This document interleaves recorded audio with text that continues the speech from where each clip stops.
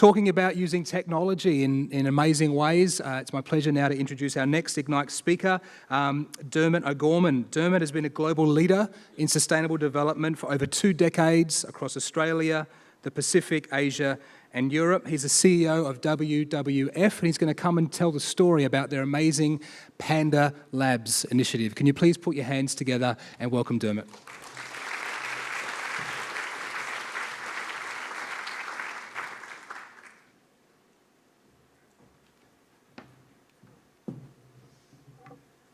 Okay.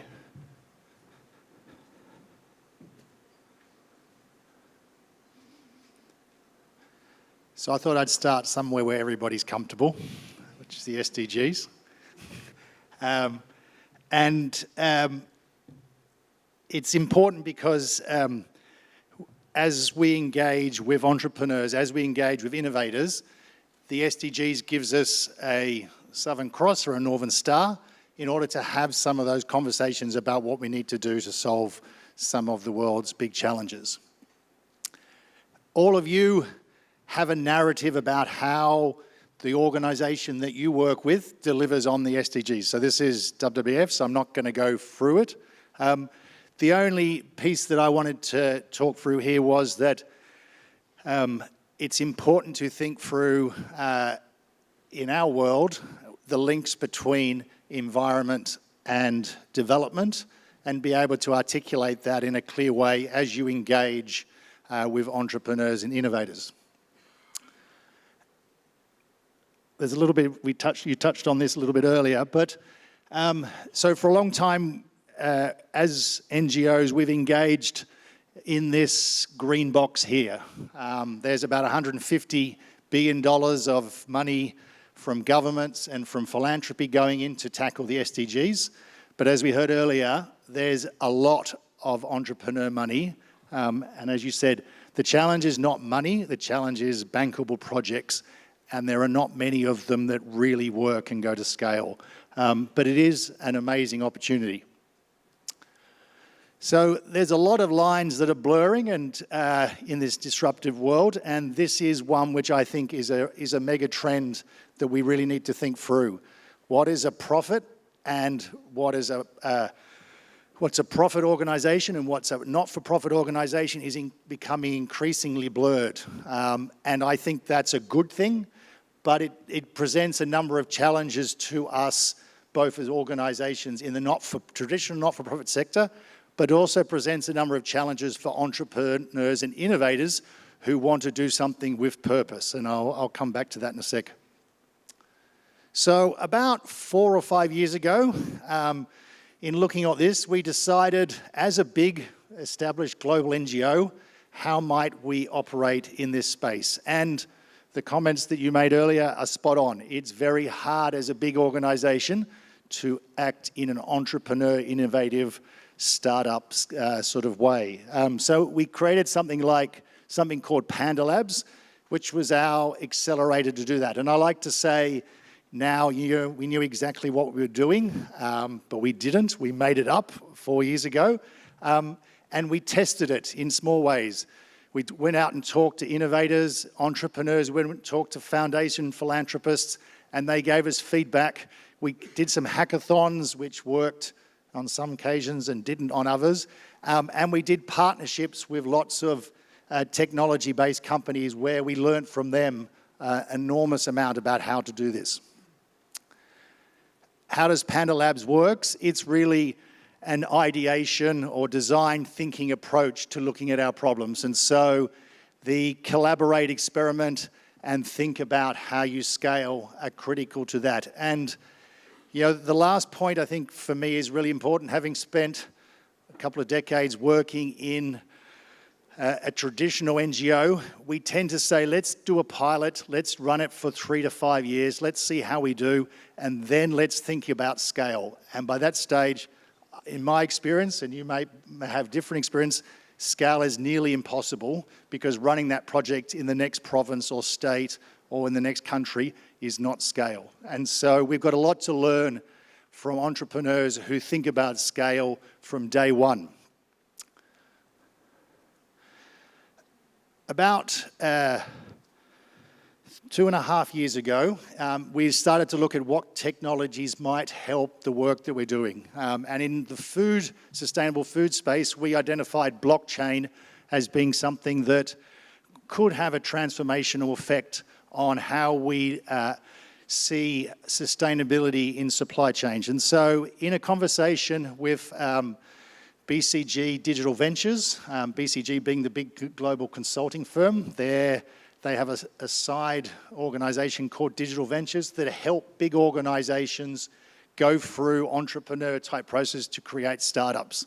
And we sat down with them over the course of 6 months and worked through how we might use this to apply it to food supply chains that we've worked in for nearly 30 years and was suffering from the problem of not going to scale. And so we identified that this could do potentially 3 things: verify, trace, and share. So verify claims around sustainability, trace single products, so creating a digital twin that you could follow across supply chains wherever it went in the world, and lastly, being able to share directly with consumers the history and information about that product and its sustainability.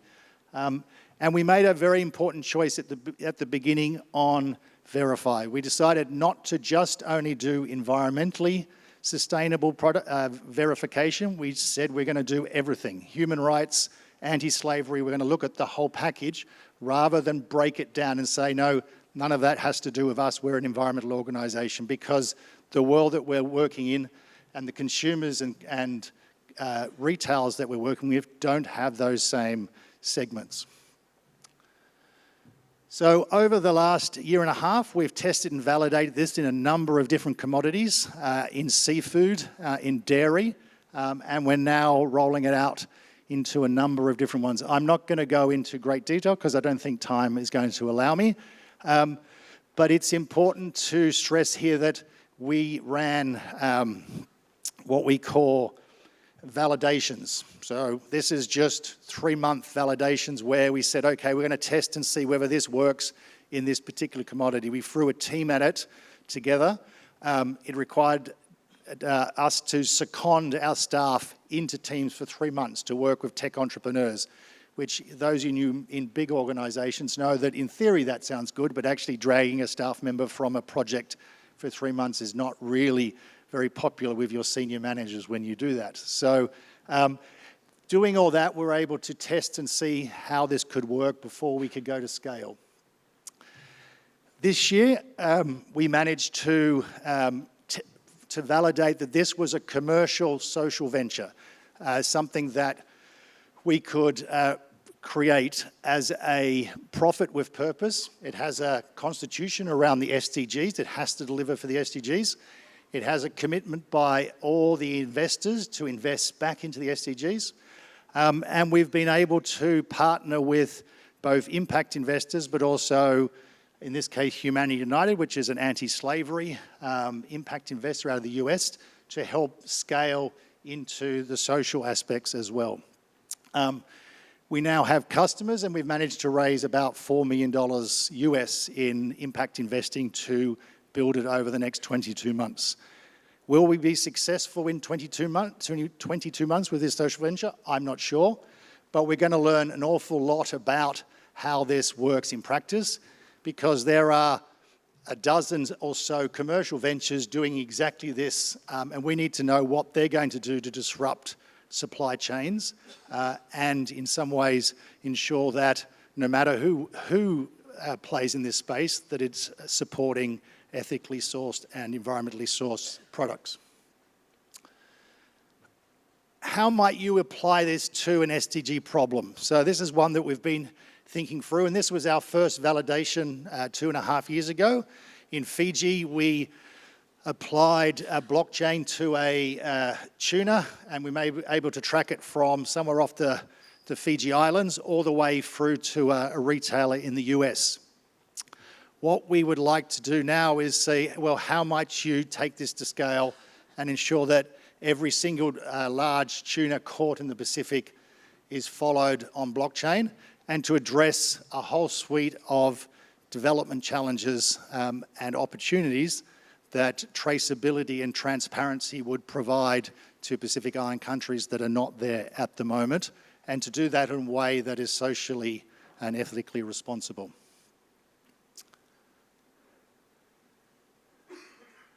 And it's really about working on things that, as NGOs, we know a lot about the problems that are out there. And I think that's where I'm going to sort of come on and finish on. Last week I was in the UK. I presented at a Future Food Tech conference on this project. There were 400 entrepreneurs, startups, investors in the room, not one NGO. And I was struck by literally 80% of them all got up there.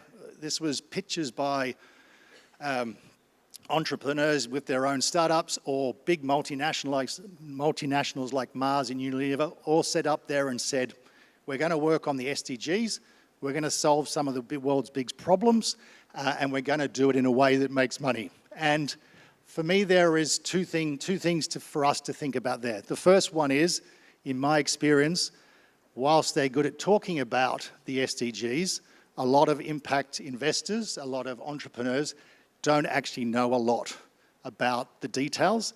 Their moral compass is great in terms of their personalities, but applying that to their business, they need the help of NGOs to think that through.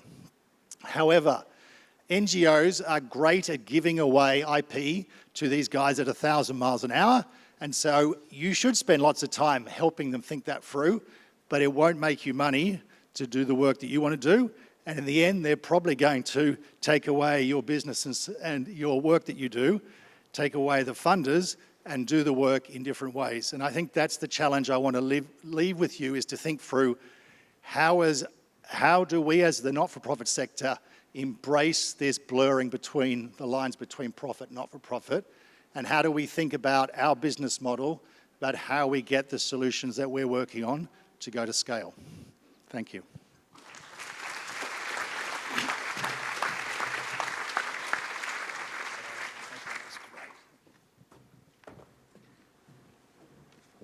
Thanks so much, Dermot. There was so much to unpack there, and just great to see that living example. Couple of thoughts across Europe. There are a lot of NGOs actually spinning out new small hybrid ventures where they are commercialising all of their amazing skills and knowledge that Dermot just talked about, and they're actually creating something where they can have a fee-for-service consultancy working with corporates and governments around the things that they know like no one else knows. No one else knows community like we do in this room. Something for you to think about there. I loved a couple of things that Dermot said and just really highlight. The first one was starting small is a good thing. Before it actually came into the great venture that you just heard about, Dermot and his team were looking at things and starting and exploring, and starting small is something that all of us can do. You don't have to be experts, you don't have to be perfect. There is no such thing as a right way. There is often just a starting way. And so you and I and we can start small and get moving, and that's really, really valuable. And the second thing I love that you talked about, Dermot, was that concept of validations. It's really important that we take time to have these little mini sprints where we validate some of the concept that we have. Just as importantly, it's really, really crucial that we can also have the courage to accept when we have invalidated something. When something we thought, our assumptions, have been invalidated because they've actually been pressure tested in the real world, that's a good thing. Better than going and building something massive and trying to pump it out there and failing because we didn't take the small steps to check our own blind spots and our own assumptions. And validation, just as invalidation, is a really, really important of the step. Just have courage. It's okay. Be really open about that. And thanks for sharing that with us, Dermot.